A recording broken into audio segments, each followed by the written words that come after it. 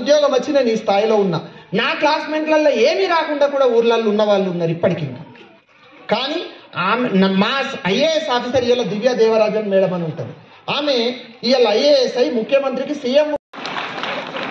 Head master గారు first ఏమన్నారంటే only parents meeting పెడుతున్నాం సార్ అన్నారు. నేను ఒక మాట సార్ని అడిగిన, ఏమాత్రం అవకాశం ఉన్నా స్టూడెంట్స్ని కూడా అందులో చేయండి సార్ అంటే, సార్ హాల్ కానీ అది సరిపోయే పరిస్థితి లేదు అన్నారు.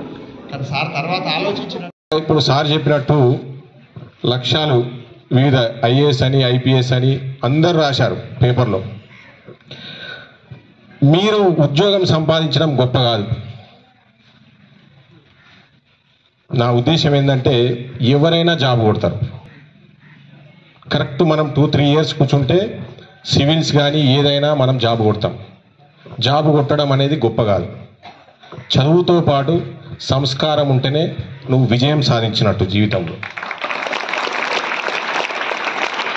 కొందరు మీరు చూస్తున్నారు పత్రికల్లో, పెద్ద పెద్ద వాళ్ళు కూడా పెద్ద పెద్ద హోదాలో ఉండి కూడా వాళ్ళు తప్పులు చేస్తున్నారు, వాళ్ళు పేపర్కి ఎక్కుతున్నారు. అది విజయం సాధించినట్టు కాదు. సంస్కారం అంటే ఏంది?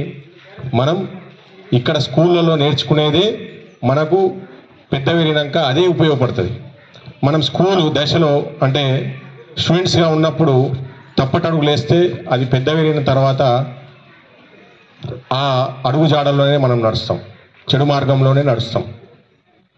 ఇప్పుడు మీరు అన్నారు ఇందాక ప్రాజెక్టు వర్క్ ఇస్తున్నారు, ఫోను ప్రాజెక్టు వర్క్ ఎక్కువ అవుతుంది అందుకే ఫోన్ యూజ్ చేస్తున్నారు అంటున్నారు. అంటే మనం టెక్నాలజీ పెరిగింది కనుక మనం దానికి అనుగుణంగానే మనం మెదగాలి. ఫోన్ వాడపోతే ఇప్పుడు మనం ముందుకు వెళ్ళలేం, మనం అభివృద్ధి చెందలేం. కానీ ఎంతవరకు ఫోన్ యూజ్ చేయాలో అంతవరకే ఫోన్ యూజ్ చేయాలి. ఇన్ఫర్మేషన్ అనేది ఫోన్ ఇస్తుంది, ఇంటర్నెట్ ఇస్తుంది, అది అంతవరకే యూజ్ చేయాలి. అందులో ఇంకా చెడు కూడా ఉంటుంది. ఏదైనా నువ్వు టెక్నాలజీ తీసుకుంటే పాజిటివ్ ఉంటుంది, నెగిటివ్ ఉంటుంది. మనం ఏదైనా కనిపెట్టిరనుకో శాస్త్రవేత్త, దానికి పాజిటివ్ ఉంటుంది, నెగిటివ్ ఉంటుంది. ఒక గోలి కనిపెడతాడు,